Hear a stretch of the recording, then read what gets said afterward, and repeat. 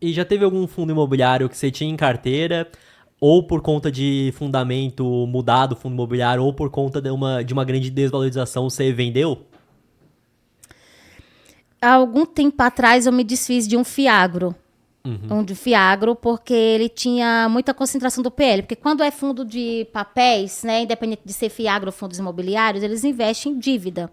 Então, eu acho interessante quando esse ativo, na sua carteira de CRI, é bem pulverizado. Eu sei que quando é bem pulverizado, ele está mais sujeito a calotes. Porém, se isso acontecer, É o uma risco porcentagem é bem pequena, né? amenizado, porque é pulverizado. Uhum.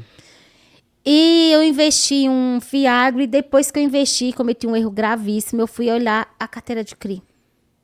E eu falei, gente, que é isso? 20%, 22% do patrimônio numa empresa, 7% na outra. Eu falei, se acontecer um problema nessa empresa aqui, ferrou o fundo, ferrou tudo.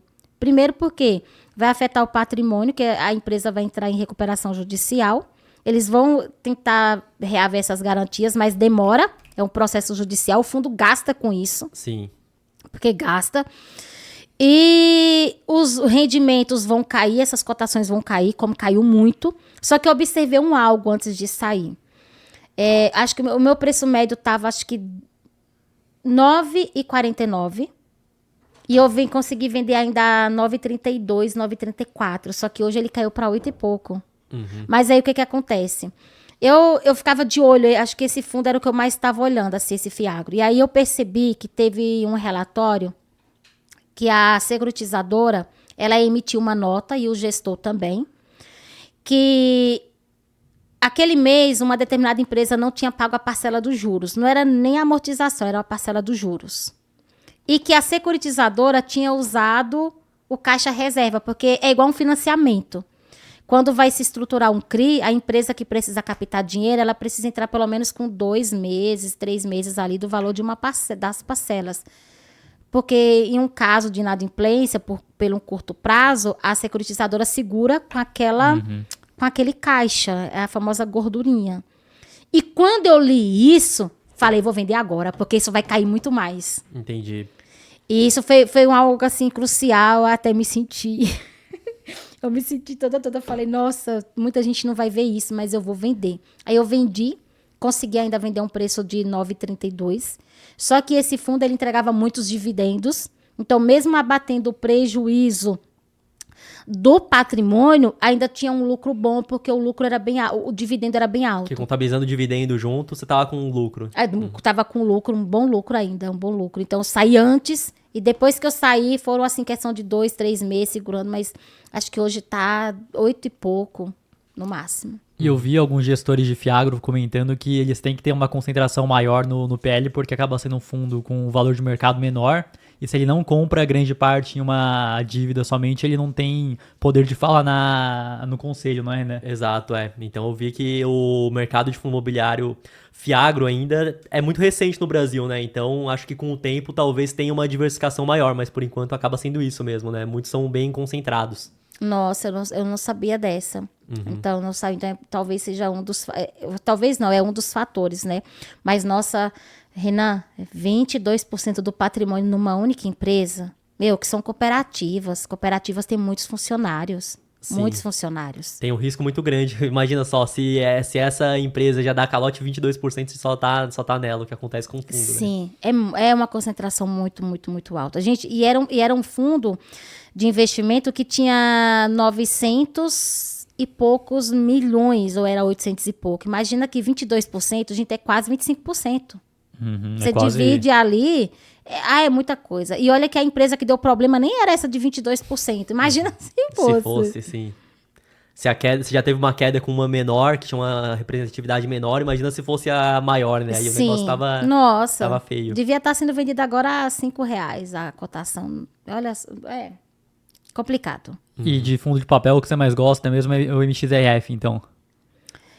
O MXRF11, tem também no momento eu estou gostando bastante do VRTA11. O VRTA11 também é um fundo imobiliário de base 100, mas que a sua cotação, ela está sempre unilaterizada. Como é que fala aí? Unilaterizada. Ih, agora até eu... Lateralizada. Tamo Lateralizada. Lateralizada. Lateralizada. E às vezes sobe um pouquinho, desce, mas ela sempre se ajusta, né? E de galpão logístico, qual que você mais gosta? O Gari, gente. O Gari. Eu sei que muita gente é defensor do HGL G11, mas assim, ele cresceu muito, a sua cotação também está bem alta, né? Tem a questão da vacância. O Gari 11, ele tem aquela pegada de Seulians-Beck, né? Seulians-Beck, onde ele, por exemplo, uma empresa, ela precisa captar dinheiro para dentro da sua empresa. Então, ela pensa assim, o dono, ele pensa assim, por que eu vou captar dinheiro lá fora? Então, eu vou fazer o seguinte, eu vou vender o ativo da empresa, que é o imóvel. Só que para mim é interessante me manter nesse ponto, porque a minha clientela, ela vem me procurar aqui.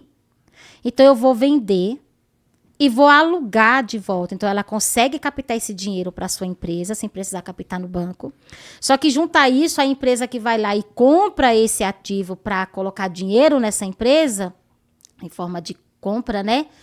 Ela fala, só que tudo bem, eu preciso me garantir também. Então, vamos formular aqui um contrato atípico, que por tantos anos, geralmente é 10 anos, no mínimo. Geralmente é dessa forma. E você, por esses 10 anos, vocês vão ficar aqui comigo, tá? Vocês estão aqui, ó, amarrados nesse contrato. Só que para mim é uma garantia, porque eu precisei tomar dinheiro lá fora para comprar esse imóvel de vocês. Que basicamente a empresa, por exemplo, a gente tem essa sala comercial aqui, é minha e do Renan. A gente tá precisando de dinheiro, vou vender essa sala e eu vou alugar do cara que comprou, então vou continuar a mesma sala, só que eu vou ter dinheiro aqui, ele vai ter o imóvel e vai ter Um contrato longo. um contrato longo que ele sabe que eu vou Exatamente. continuar aqui, né? Esse que acaba sendo o ponto. Exatamente. E tem a outra forma também que ele pode também vir a fazer, quando, às vezes, o fundo imobiliário, ele constrói o imóvel de acordo com a necessidade daquela empresa. Aí também é formulado esses contratos atípicos. Então, assim... Só que, assim, a gente tem que entender que é um fundo novo e que ele está com todos esses contratos. Mas lá na frente, esses contratos vão acabar. E aí vai ter o gestor, ele vai ter que ter estratégia, porque os contratos típicos, eles duram em média 3 anos, já tem que ter revisão, né? E nessa revisão de contrato, o valor pode baixar, pode subir, pode haver uma negociação. O atípico não. Enquanto tiver 10 anos... É 10 anos aquele valor e ainda vai sofrer o reajuste, que geralmente é pelo IPCA, Sim. anualmente, né? Mas eu acredito que, se continuar o mercado favorável, eu acredito que a gestão do Gari, ela pode, quando estiver perto de vencer esses contratos, ela vender e fazer de novo outro negócio, porque eu já percebi que eles, que eles gostam desse tipo que eles gostam estratégia, né? de estratégia, de trabalhar dessa forma. E o legal também é que, às vezes, eles vendem um imóvel e a esse imóvel está atrelado uma dívida de CRI. Então, como é venda, eles pagam com a venda o CRI, a dívida, e se eles gerarem algum lucro com essa venda, o lucro ainda vai para os cotistas, porque lucro é dos cotistas. E o Gari foi um fundo que acabou modificando bastante o portfólio. Foi lá, comprou mais, emitiu cota, era Galg antes, né? Aí teve toda essa reformulação. Virou Gari, exatamente. Ele agora é de renda urbana, né? Então, ele tá híbrido. Ele não teve é que só- mudar o regulamento dele, porque o regulamento, né, dizia que ele tinha que investir mais o segmento era galpões logística, e quando ele muda o regulamento, ele agora se torna híbrido. Os cotistas aprovaram e aí ele pôde investir, fazer justamente essas transações de comprar os ativos dessa empresa. Essas empresas alugaram esses ativos, tem um contrato longo. E o que eu gostei, porque são empresas também de alimentação. Então, é uma empresa de necessidade básica, alimentação. Então tá interligado galpão e alimentação. Eu achei uma estratégia bem bacana. Aí já junta setores que você acha interessante e você gosta, né? Então, por isso que a sua posição nele, então, é uma das maiores na carteira. Assim, eu considero setores essenciais para a vida, para a sobrevivência primária, assim, eu considero. E, inclusive, eu estou até pensando em, independente da concentração que tem na minha carteira, eu ir aumentando.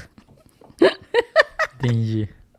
Não façam o que eu faço, gente. É coisa minha, coisa minha. Aí acho que vai de cada investidor cada ter uma um. posição que se sente confortável, né? Se você se sente confortável com uma posição maior nesse do que nos outros. E sim, porque apesar de todas essas vantagens que eu vejo na estratégia da gestão do Gari, ainda está com preço bom.